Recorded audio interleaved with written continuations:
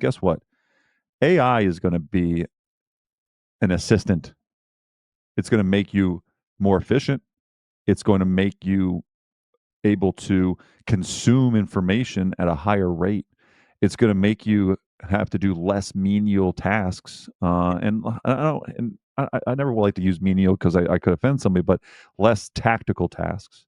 And it'll allow us. This is like I always bring it back to the telephone. There was one time when somebody was sitting there changing the wires to get phone calls.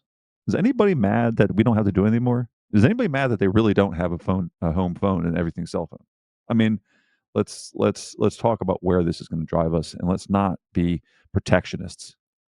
Oh, I agree. It's going to increase your leverage inside firms, and that's what it's going to do: increase efficiency, all this fun stuff. But it's never going to replace the deep relationships that come with the true high value clients inside accounting firms. It just never will. And it's not going to replace those individuals that care about advising their clients. Yeah. Providing guidance that requires a degree of nuance that I don't think AI is necessarily going to get at the end of the day.